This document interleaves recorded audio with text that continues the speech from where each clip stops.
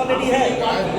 एक हमारी बात हो भैया जाए, आप उसके बाद अजय जी यहाँ पे थोड़ा छाया आ रही है, उसके बाद पत्रकार बंधुओं से 10-20 मिनट बात करेंगे। अब मैं चाहूँगा पूर्व अध्यक्ष भाई दिनेश सिंह जी मंच पर आकर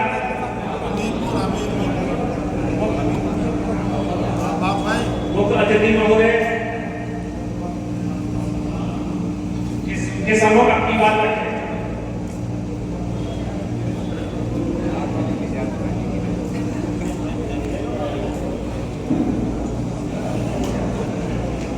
बहुत बहुत धन्यवाद। बुंदेलखंड के वीर भूमि में आप सबका स्वागत। 4-5 घंटे से हम सब लोग बैठे हैं पूरी हिम्मत के साथ अध्यक्ष जी को सुनने के लिए, प्रभारी जी को सुनने के लिए। अभी थोड़ी देर पहले मैंने कुछ बातें रखी थी कि आदरणीय राहुल गांधी जी के साथ हम लोग 20-21 साल से बिल्कुल यूथ से अभी तक चले। कांग्रेस पार्टी को बहुत सारे लोग बोलते हैं कि खत्म हो गई, लेकिन ऐसा नहीं है। उत्तर प्रदेश में इसका नाम बीएसपी समाजवादी पार्टी है।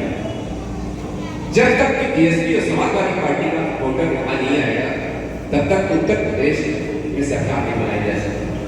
आदरणीय राहुल जी का पहला जो काम था उत्तर प्रदेश के लिए बहुत सराहनीय हमारे प्रभारी जी को दिया गया। मैंने पहले भी बताया था कि मैं कांसी राम जी से मिला हूँ, उनको सुना है, और प्रभारी जी के लगातार मैंने 50 ऐसे ऑडियो वीडियो देखे हैं, जिससे मुझे पूरा विश्वास है कि जो काम उत्तर प्रदेश में बहुत समय से नहीं हो पा रहा था, हमारे आदरणीय प्रभारी जी के आने के बाद वो पूरा हो रहा है। और महत्वपूर्ण ये नहीं है कि 1 करोड़ लोग हों, महत्वपूर्ण ये है कि आप कम हैं लेकिन साथ में आप विश्वास के साथ साथ हैं। ये मीटिंग बहुत ऐतिहासिक इसलिए भी है कि उत्तर प्रदेश में अभी तक कम से कम 37 साल हो गए सरकार नहीं है, लेकिन अभी बहुत सारे बदलाव होंगे। तो ये तो बदलाव हुआ ही हुआ है, तो उस बदलाव में आपको अंदाजा लग जाएगा कि हम लोग कितने सीरियस हैं उत्तर प्रदेश के इस विधानसभा चुनाव में। कुछ शिकायतें छोटी छोटी मैं अपने कार्यकर्ता हूँ, अपने भाइयों की तरफ से माननीय प्रभारी जी को बताना चाहता हूँ। पहली बात यह है, बहुत समय से कार्यकर्ता लगातार किसी छोटे मोटे पद में बना रहता है। कुछ बहुत अच्छे वक्ता महोबा हमीरपुर में भी है। हम सबको ओबीसी एससी में उनको बड़ा प्लेटफॉर्म देना चाहिए, जिससे कि वो समाज में अपने प्रतिनिधित्व दे पाए, आगे बात रख पाए। तो ये एक रिक्वेस्ट। दूसरी ये है कि प्रभारी जी से निवेदन कि वो हमीरपुर भी हैं, हो सके तो जैसे राहुल गांधी जी ने चौपाले लगाई थी, आदरणीय प्रभारी जी को भी चौपाले लगाने चाहिए, जिससे कि बहुत अच्छा मैसेज जाएगा कि कानूनियत और समाज। क्योंकि बहुत सारे कार्यकर्ता व्यक्तिगत बात करना चाह रहे हैं प्रभारी जी से। अब इस छोटे से दौर में 5 मिनट में बात तो नहीं हो पाएगी, लेकिन खास सभा में बात भी होगी, विचार भी अपना सरकार होगी, एक दूसरे से मिल भी पाएंगे। आदरणीय राहुल जी का जो मिशन है, लोग राहुल जी में राजीव गांधी जी को देखते हैं, इंदिरा जी को देखते हैं, पंडित नेहरू को देखते हैं, तो उनके इस महत्वपूर्ण मिशन में देखो बहुत सच्चाई भूल गई है।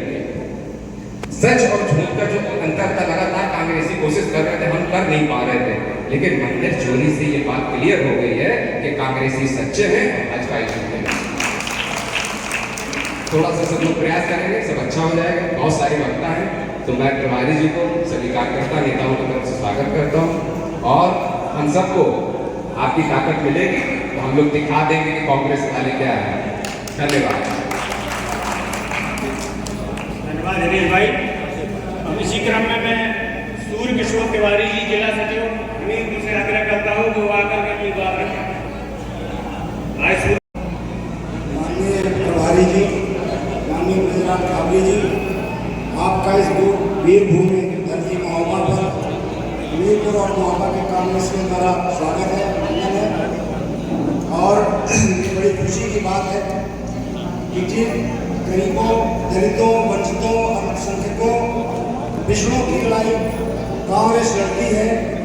ऐसा लगता है कि जब आप प्रभारी बनाए गए हैं उत्तर प्रदेश में तो उस लड़ाई को जिन वंचित गरीब पिछड़े और सबसे नीचे सीढ़ी वाले जिसको गांधी जी कहते थे उनकी लड़ाई को आपके आने से एक नई धार मिलेगी, एक नई प्रेरणा मिलेगी। और आप आते ही यहाँ बुंदेलखंड की धरती पर आए हैं, बुंदेलखंड के सभी कांग्रेसियों का उत्साह बढ़ेगा। आज कोई ज़्यादा राजनीतिक बातें न कहकर मैं इतना ही कहूँगा कि हम सब कांग्रेसियों की ओर से आपका तहे दिल से स्वागत है। और हमें लग रहा है कि कांग्रेस के लिए एक नया सवेरा आने वाला है, कांग्रेस के लिए एक नया उजाला आने वाला है, देश में परिवर्तन की लहर आने वाली है, जिसके बाहर श्री राहुल गांधी जी होंगे, जिसके बाहर हमारी कांग्रेस पार्टी होगी। और आपके कुशल नेतृत्व में हम उत्तर प्रदेश के सभी कांग्रेसी उसमें जुटकर संघर्ष करेंगे, काम करेंगे, आपके नेतृत्व में काम करके कांग्रेस को ऊंचाई पर ले जाएंगे। बस आज मैं इतना ही कहता हूँ। जय हिंद, जय भारत, जय कांग्रेस। धन्यवाद अभी साहब। तन मन धन से जोरों से लगे हैं और आपको 1 महीने के अंदर पूरी बूथ कमेटी जिलों की मिल जाए। मैं मानवर आपसे इतना अनुरोध करना चाहता हूँ कि हम लोग की इज्जत रखिए। कांग्रेस कब तक खट्टा बिछाएगा दूसरों का? आदमी आता है, चुनाव लड़ता है और चला जाता है। जो भी चुनाव लड़ने वाला आता है वो हमारे राहुल गांधी जी को भी जिंदाबाद नहीं कहता, ना प्रियंका जी को जिंदाबाद कहता है, सिर्फ अपने प्रत्याशी की जिंदाबाद के नारे लगाता है। तो हम लोग के दिल में वो खौफ पैदा होता है, लगता है कि डूब मरो, कहां से गठबंधन चल लिया। हम लोग कब तक ये सहन करेंगे? कब तक ये बेइज्जती हम लोग अपने दिल में घुसेड़ेंगे? हमारा भी दिल है, हम लोग भी लड़ना चाहते हैं। हम लोग को भी लगता है कि कांग्रेस से हम प्रत्याशी बने, हमारे साथ 10,000 5,000 कार्यकर्ता तैयार होगा। मगर आने वाले लोकसभा चुनाव में आपको उत्तर प्रदेश से सबसे अच्छी सीटें ना मिले तब कहिएगा। मैं तो आपसे ज्यादा समय नहीं लेते हुए, क्योंकि आपको जाना है, और मैं आपसे विनम्र अनुरोध करता हूं कि हम लोग की जो जन भावनाएं हैं वो माननीय राहुल गांधी जी, माननीय प्रियंका जी को आप बताएं, क्योंकि हम लोग को भी 2 बार राहुल जी ने और 2 बार प्रियंका जी ने दिल्ली बुलाया और हम लोग ने अपनी बात कही और कहने के बाद हम लोग ने पीठ फेरी और यहाँ पे गठबंधन हो गया। हम लोग दूसरे का पट्टा बिछा रहे हैं और इतना और आपसे निवेदन करते हैं श्रीमान जी कि जो कांग्रेसी है उसको टिकट दें। ये नहीं कि कल का आया हुआ बीएसपी से, सपा से, भाजपा से जिसको टिकट नहीं मिलता वो कांग्रेस से आके आराम से टिकट ले लेता है। हम लोग भी मेहनत करते हैं, होल्डिंग लगाते हैं, वॉल पेंटिंग करते हैं। पूरे जिले में हम लोग ने होल्डिंग लगाई वॉल पेंटिंग की कि हो सकता है कि टिकट हम लोग को मिले, आगे का चांस हम लोग को मिले। मगर ऐसा कभी नहीं हुआ। जब भी हम लोग को मौका मिला तो दूसरे का फट्टा बिछाने का मौका मिला। कांग्रेसी सिर्फ फट्टा बिछाने के लिए रह गया है। यही लोग कहते हैं कि कांग्रेस में है क्या, अपने बूते में चुनाव लड़ने की क्षमता नहीं है कांग्रेस में। तब तक हम लोग ये सहन करेंगे मानवर। इस बात को मैं आपसे तहे दिल से और पूरे हमीरपुर, महोबा और बुंदेलखंड की लोगों की तरफ से निवेदन करता हूं कि आप बताएं जाकर के कि कांग्रेसियों के अंदर एक रोष पैदा हो रहा है। कब तक दूसरे का फट्टा बिछाएंगे? कम से कम अपने कांग्रेसी को लड़ाएंगे तो हमारा कार्यकर्ता पैदा होगा। अगर हमने अपनी नर्सरी न लगाई तो दूसरे के पेड़ उखाड़ के लाए तो वो कभी लगने वाले नहीं है। जय भारत, जय हिंद, जय भीम।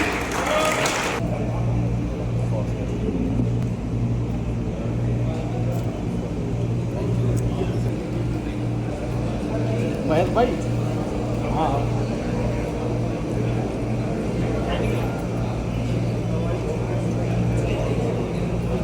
बस इधर देखिए, इधर देखिए।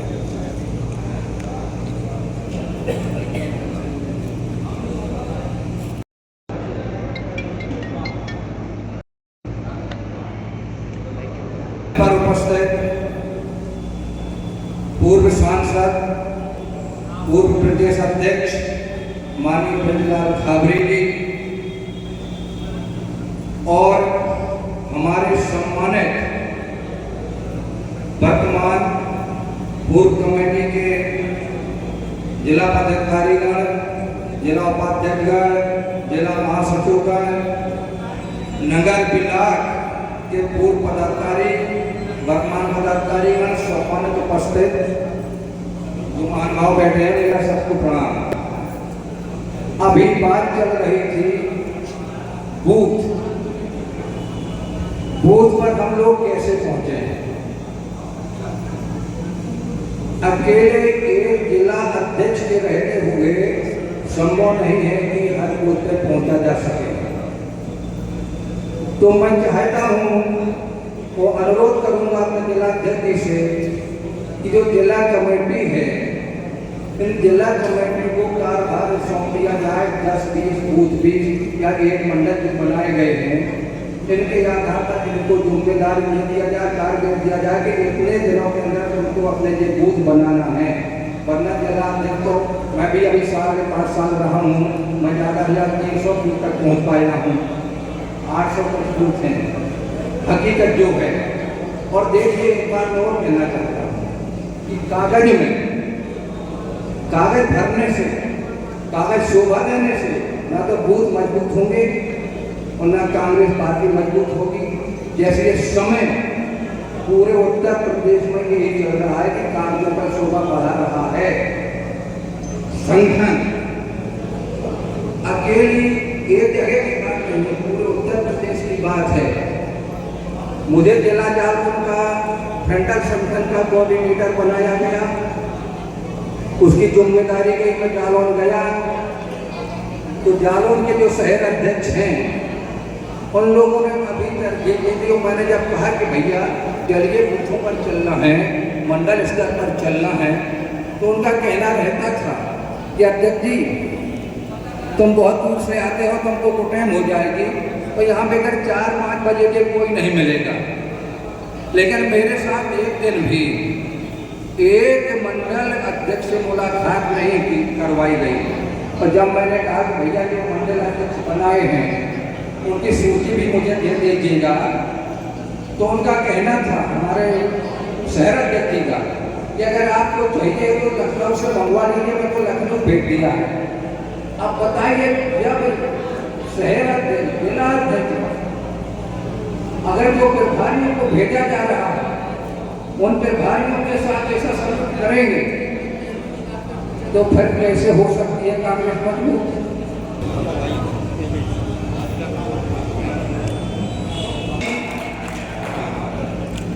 श्री राजेंद्र पाल गौतम जी जिंदाबाद, जिंदाबाद। श्री राजेंद्र पाल गौतम जी जिंदाबाद, जिंदाबाद।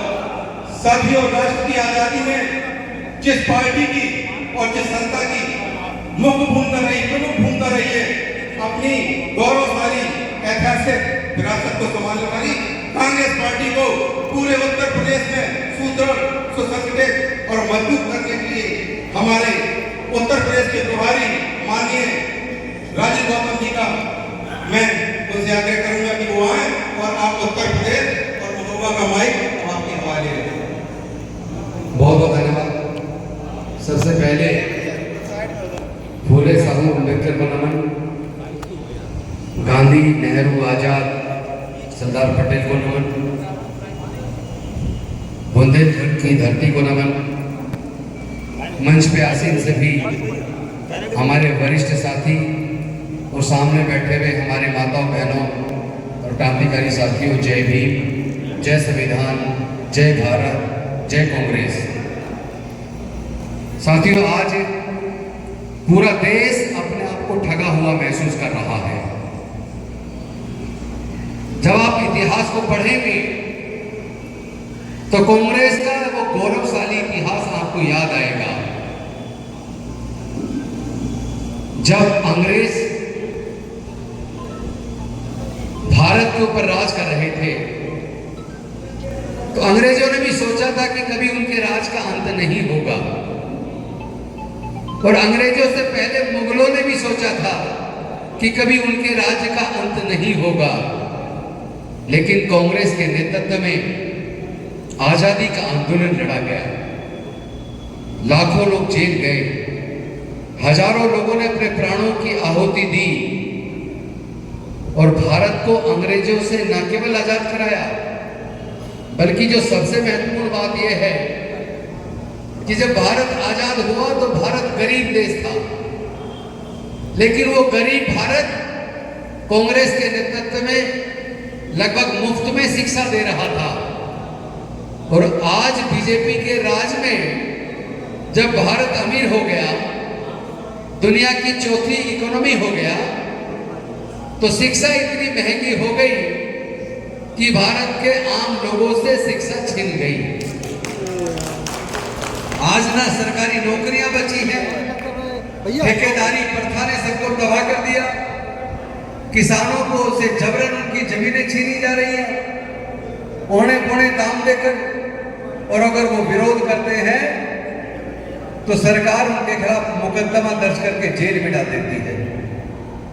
सोच के देखो कांग्रेस के उस इतिहास के बारे में जिसने ना केवल भारत को आजाद किया, ना केवल भारत को संविधान दिया, बल्कि वो भारत जो 562 रियासतों में बटा था, जिसमें अनेकों जातियां, हजारों जातियां, अनेकों धर्म, अनेकों भाषाएं, अनेकों संस्कृतियां थी, ऐसे भारत को जो 562 रियासतों में बटा था, उसको एकजुट करके एक राष्ट्र के रूप में निर्मित करना कितना मुश्किल रहा होगा।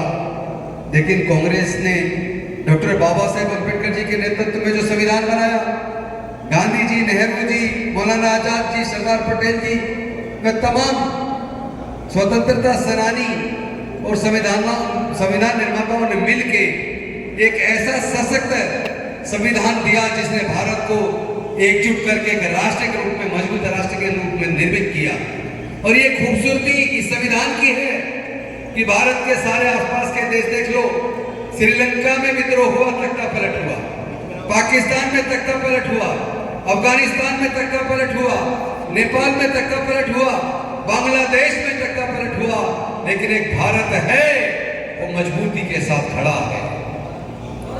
लेकिन वो लोग जिन्होंने धर्म को, लोगों की आस्था को राजनीति के लिए इस्तेमाल करके देश की सत्ता कब्जा ली, उन लोगों ने देश के वो सारे पीएसयू जो कांग्रेस ने बनाए थे, कांग्रेस ने आईआईटी बनाई, कांग्रेस ने आईआईएम बनाया, कांग्रेस ने एम्स बनाया, कांग्रेस ने सैकड़ों पीएसयूज बनाए, इंडियन रेलवेज बनाया, कोल इंडिया बनाया, स्टील अथॉरिटी ऑफ इंडिया बनाया, ओएनजीसी बनाया, पेट्रोलियम कंपनी बनाई और बैंक्स बनाए, बैंकों का राष्ट्रीयकरण किया।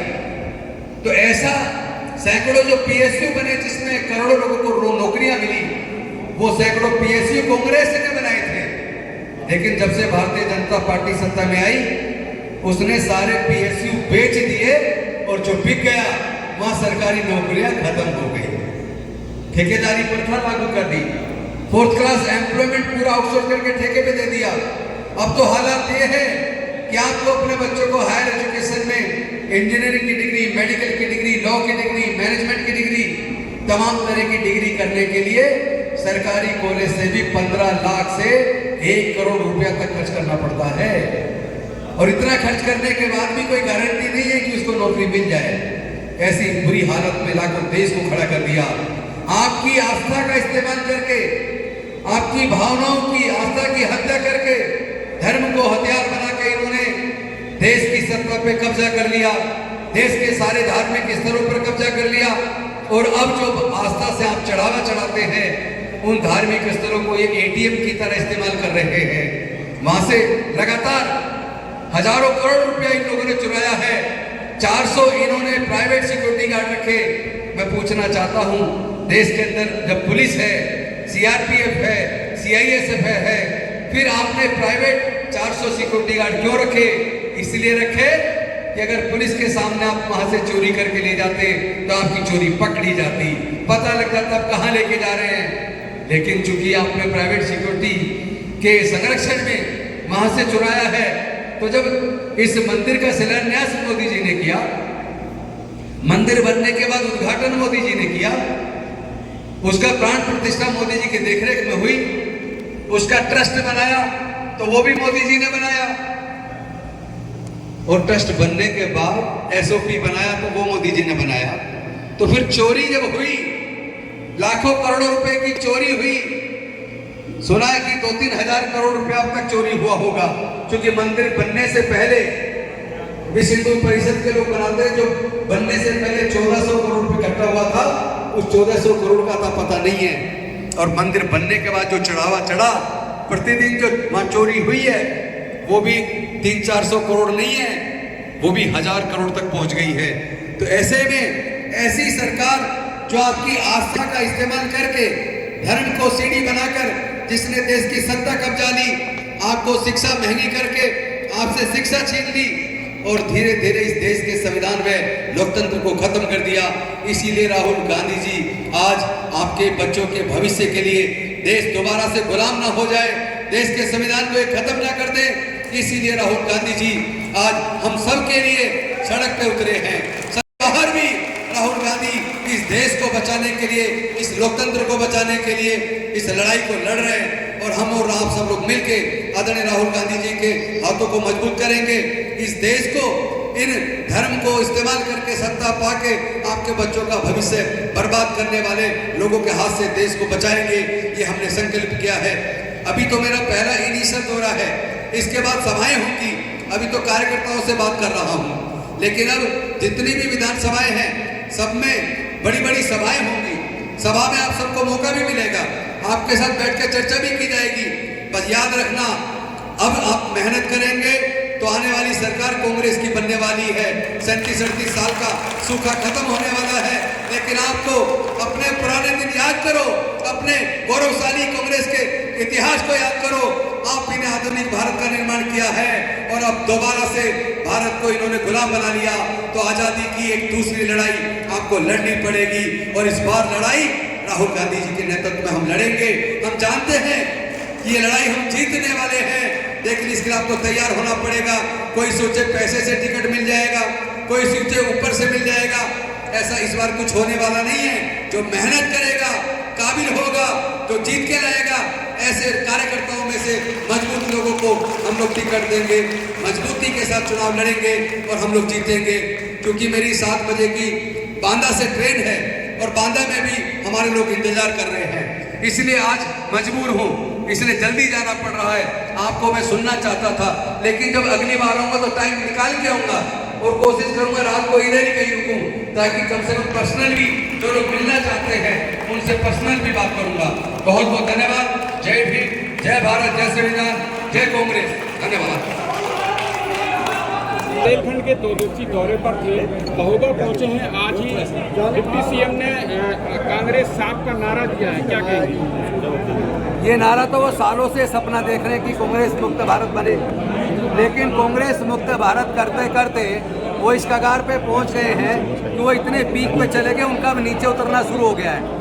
तो कांग्रेस मुक्त भारत तो कभी हो नहीं सकता, क्योंकि जिस कांग्रेस ने भारत को आज़ादी का आंदोलन लड़ा, जिस कांग्रेस ने आधुनिक भारत का न केवल सपना देखा बल्कि उसको साकार किया, जिस कांग्रेस ने सैकड़ों PSUs बनाए, एम्स बनाया, IIT बनाई, IIM बनाया, और आज उस कांग्रेस ने दोबारा से इस आज़ादी के आंदोलन को अपने हाथ में ले लिया है। क्योंकि भारतीय जनता पार्टी इस देश के संविधान को ख़त्म करना चाहती है। वो पहले से ही इस संविधान के खिलाफ थी। जब ये 26 नवंबर 1949 को इस संविधान को हमने आत्मार्पित अंगीकृत अधिनियम किया था, उस दिन उन्होंने डॉक्टर बाबा साहेब अम्बेडकर जी के और नेहरू जी के पुतले के साथ साथ इन लोगों ने भारत की संविधान की प्रतियों को जलाया था। ये लोग संविधान विरोधी हैं, ये लोग लोकतंत्र विरोधी हैं, आज़ादी की लड़ाई में शामिल नहीं हुए। और उस वक्त भी ये हिंदू महासभा, RSS और ये जनसंघ, ये तीनों लोग उस वक्त भी अंग्रेजों के साथ खड़े थे। और इस बार इन्होंने न किसानों को छोड़ा है, न दलितों को छोड़ा है, न मजदूरों को छोड़ा है, सबका उत्पीड़न कर रहे हैं, अगड़ों का भी, पिछड़ों का भी। शिक्षा को इन्होंने इतना महंगा कर दिया कि पैसे के अभाव में लोग पढ़ाई छोड़ रहे हैं। लाखों रुपया एक डिग्री करने पे खर्च हो रहा है, और उससे पहले एडमिशन लेने के लिए 3-3, 4-4 लाख की कोचिंग लेनी पड़ रही है। उसके बाद भी नौकरी की कोई गारंटी नहीं है। लगातार भारत को ये लोग लुटे रहे हैं, डुबोते जा रहे हैं। ये वही लोग हैं जिन्होंने 400 पार का नारा दिया था। जब 400 पार का नारा इनका जनता ने फेल कर दिया, तो अब ये पार्टियां तोड़ रहे हैं, सांसद खरीद रहे हैं, विधायक खरीद रहे हैं, क्योंकि इनकी एकमात्र मंशा है कि किसी भी तरीके से ये इस देश को पूरी तरह कब्जा कर पूंजीपतियों के हाथ में सौंपना चाहते हैं, इस देश के लोकतंत्र को खत्म करना चाहते हैं। बार बार नए नए तरह के नारे देते हैं, किसानों की जमीनें जबरन छीन लेते हैं, दलितों की आए दिन हत्याएं हो रही हैं, माइनॉरिटी की मॉब लिंचिंग हो रही है, हर रोज 10 महिलाओं के साथ फसल बीमा योजना में महोबा से घोटाला खुला और अभी तक आरोपी जेल नहीं गए, किसान लगातार आज भी अनशन कर रहे हैं। देखिए, बीजेपी जेल नहीं भेजेगी, चूंकि जिनके नीचे से ऊपर तक सारे लोग भ्रष्टाचार में डूबे हुए हों। अभी आपने देखा होगा कि चावल का उन्होंने जो 1200 के लगभग 1200 करोड़ के आसपास का चावल इन इथेनॉल के नाम पे वो उधर भेज दिया।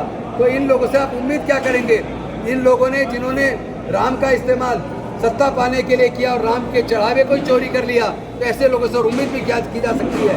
एक नहीं, जब हमारी सत्ता आएगी इनके सारे घोटाले खुलेंगे, सारी जांचें होंगी। इन लोगों ने इतना आज तक भ्रष्टाचार कभी नहीं हुआ जितना बीजेपी के राज में हुआ है, और जनता तय कर चुकी है। इस बार बदलाव तय है और यहाँ यूपी से बदलाव होगा और 2029 में राहुल गांधी देश के आगामी प्रधानमंत्री चुनाव सपा के साथ होने वाला है, तो कितनी सीट से इंडिया गठबंधन में सपा और हम दोनों बराबर के साझीदार हैं। तो अब जब चुनाव की तैयारी चल रही है, अभी हम मजदूरों से बात कर रहे हैं, किसानों से भी बात कर रहे हैं, युवाओं से बात कर रहे हैं, छात्रों से बात कर रहे हैं, महिलाओं से बात कर रहे हैं, किसानों से बात कर रहे हैं, वकीलों से बात कर रहे हैं और तमाम अलग अलग वर्गों से बात करके 1 से 1.5 महीने के अंदर हमारा जनता का घोषणा पत्र, जनता के मुद्दे आने वाला है। और हम चूंकि बराबर के साझीदार हैं तो हिस्सेदारी और सम्मान भी बराबर का चाहिए और वो हो जाएगा। सपा कह रही कि हमने 2024 में बड़ा दिल दिखाया, कांग्रेस को ज्यादा सीटें दी, इस बार कहाँ ज़्यादा दी है? कहाँ ज़्यादा दी है? हमें तो 17 सीटें दी है, 63 सीटों पे तो वही लड़े। इस बार बड़ा दिल दिखाने की बड़ा दिल दोनों को दिखाना होगा, दोनों दिखाएंगे, आप चिंता मत कीजिए। देखिए, मैं अभी महोबा में भी एक बच्ची से मिला हूँ, उस बच्ची के साथ सामूहिक बलात्कार हुआ, 5 लोग अभी तक गिरफ्तार हुए हैं और 7-8 लोग अभी खुले घूम रहे हैं, बाइक पे रोज धमकी देते हैं। और लोगों ने जब न्याय की मांग की तो उनको गिरफ्तार करने की बजाय जो दोषी हैं, उल्टा जो लोग न्याय की मांग कर रहे थे उनके खिलाफ सरकारी काम में बाधा पहुंचाने का केस दर्ज कर दिया। अभी तक भी खुले घूम रहे हैं, बाइक पे आते हैं और धमकी देते हैं कि समझौता करो, क्योंकि पहले ही उनके खिलाफ 1.5 साल पहले मुकदमा बना था और उस मुकदमे का दबाव बनाने की वो लगातार कोशिश कर रहे थे। जब बच्ची नहीं मानी तो उसको उठा के किडनैप करके ले गए और उसके साथ सामूहिक बलात्कार कम से कम 12-13 लोगों ने किया, 5 लोग गिरफ्तार हैं, अभी भी 7-8 लोग खुले घूम रहे हैं। व्यवस्था को बेहतर होने का दावा करते हैं। कानून व्यवस्था बेहतर नहीं है। योगी जी संविधान में भरोसा नहीं करते, लोकतंत्र को नहीं मानते, उन्होंने पुलिस को हत्यारा बना दिया है, इसलिए वो न्यायालय में भी भरोसा नहीं करते। अन्यथा अगर कोई अपराधी है, पुलिस उसको गिरफ्तार करे, चार्जशीट दाखिल करे, कोर्ट ट्रायल करे।